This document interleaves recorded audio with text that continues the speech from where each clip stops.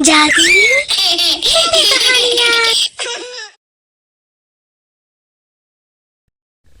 ओमवती को सबसे अच्छा दिखने की अजीब सी सनक रहती थी। उस चक्कर में वह जो भी चाहे पहन लेती थी। उसे फिर किसी की परवाह नहीं रहती थी। अब उसके लड़के राघव की शादी होने वाली थी। उसने अपने लिए ढेर सारी साड़ियां खरीदी थी और उसके मैचिंग ब्लाउज भी सिलवाए थे। एक दिन उसके पति ने कहा, अरे भाग्यवान, इतना फिजूल खर्चा क्यों करती हो? जरा बजट के बारे में भी ख्याल रखो। अभी बहुत सारा खर्चा पड़ा है भाई। सुनो जी, अपने आप तो रद्दी से कपड़े पहने रहते हो, मुझे भी वैसे ही चिथड़े लपेटने को कहते हो। तुम्हारी चले तो तुम तो मुझे भिखारन बना दो। अब तुम्हारा दिल खटक रहा है तो कहो, मैं ये सारी साड़ियां वापस कर दूं या काम वाली के कपड़े पहन लूं, तब तुमको संतोष होगा। उसका गुस्सा देखकर रामलाल ने माथा ठोकते हुए कहा, ठीक है महारानी, तुम जीते, मैं हारा। जो मर्जी आए वो करो। घर में खूब चहल पहल मची थी और शादी भी हो गई। अब घर में बहू चंदा आ गई। घर में सभी मेहमानों ने चंदा की तारीफ की। ये देखकर ओमवती का दिल जलने लगा। वह मन ही मन बोली, मैं चंदा से किस बात में कम हूं?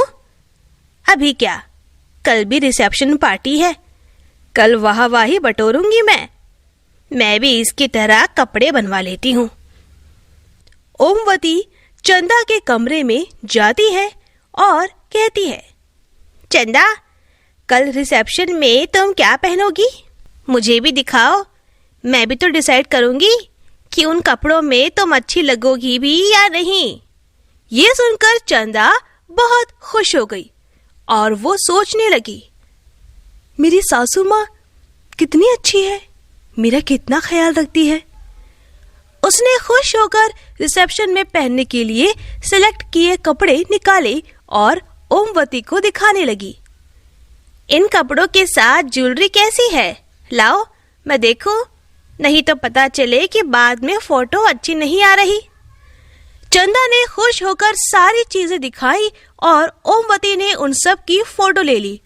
तुरंत ही वह मार्केट में गई और चंदा के कपड़ों का फोटो दिखाकर बोली, अरे भैया, सेम टू सेम मेरे लिए भी ऐसे ही कपड़े दिखाइए। दुकानदार ने ओमवती की और देखा और कहा, लेकिन आंटी जी, ये कपड़े आप पर अच्छे नहीं लगेंगे। आप अपनी एज के हिसाब से कपड़े लीजिए, वो आप पर ज्यादा फबेंगे।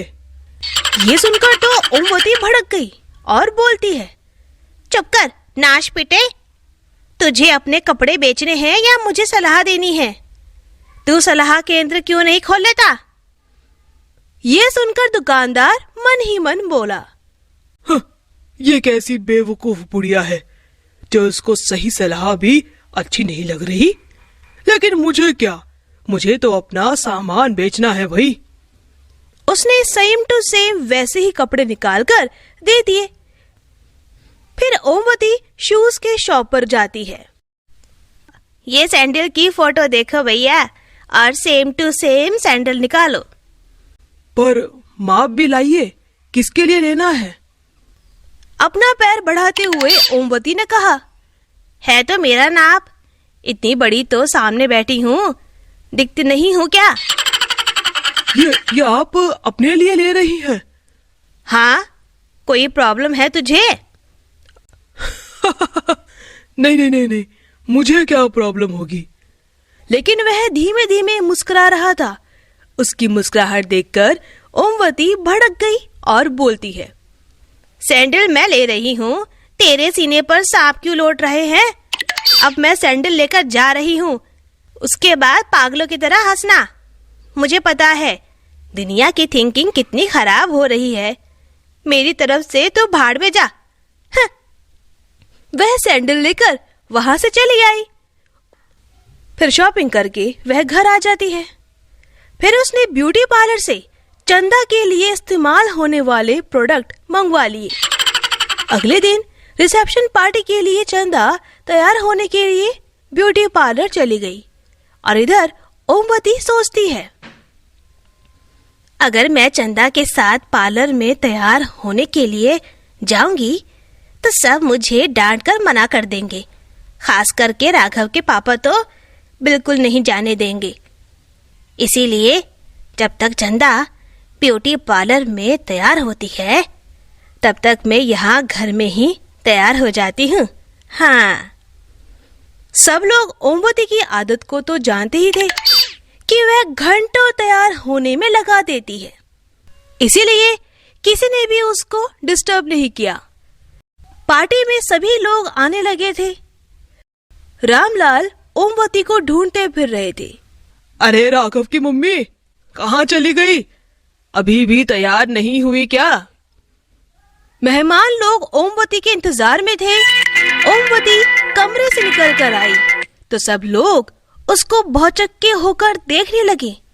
ये देखकर ओमवती मुस्कुराई और मन ही मन में बोलती है, लगता है सब मुझको देखकर सरप्राइज है। वह अपनी ननद से पूछती है, क्यों पायल, कैसी लग रही हूँ? अच्छी लग रही हूँ ना? चंदा से तो अच्छी लग रही हूँ। ये सुनकर पायल ने बहुत मुश्किल से अपनी हंसी रोककर कहा, आपकी तरह तो यहाँ कोई नहीं लग रहा है भाभी। कोई अपनी हंसी रोक ही नहीं पा रहा था क्योंकि ओमवती बिल्कुल जोकर लग रही थी।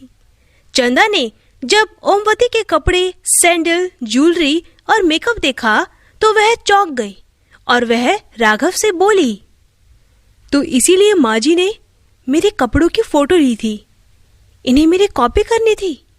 लेकिन ये कितनी बेवकूफ है, इनको यही नहीं पता कि ये कैसी लग रही है।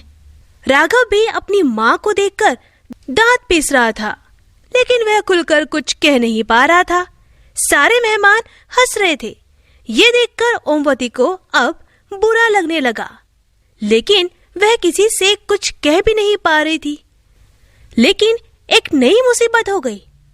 ओमवती के चेहरे पर तेज जलन होने लगी। वह हॉल से अपने कमरे में जाने के लिए तेजी से भागी और वह लड़खड़ाकर गिर पड़ी और वह उठ ही नहीं पाई। कुछ लोगों ने उसे उठाया तो पता चला कि उसकी बाह सीधी नहीं हो पा रही है। अभी थोड़ी ही देर बीती थी कि उसके चेहरे पर रैशेज भी होने लगे थे। वह जोर जोर से चिल्लाने लगी, हे भगवान, ये मेरे साथ क्या हो रहा है?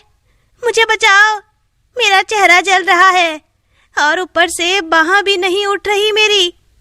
तुरंत ही डॉक्टर को बुलाया गया। उसने बताया, देखिए, इन्होंने अपनी सेंसिटिव स्किन में हाई ब्लीच लगाया है, जिससे इन्हें एलर्जी हो गई है। ओमवती को हॉस्पिटल ले जाया गया। वहां टेस्ट में बाह में फ्रैक्चर निकला। फिर रामलाल बोलते हैं, ये फ्रैक्चर बहू की कॉपी करके पहने हुए वो सैंडल से हुआ है। ओमवती को भी ये सब महसूस हो रहा था और वह पछता रही थी। अब उसे समझ में आ रहा था कि अपनी उम्र के हिसाब से ही सब काम करना चाहिए। तो दोस्तों, अगर आपको हमारी कहानी पसंद आई हो तो इसे लाइक करना और शेयर करना और हमारे चैनल को सब्सक्राइब करना मत भूलना।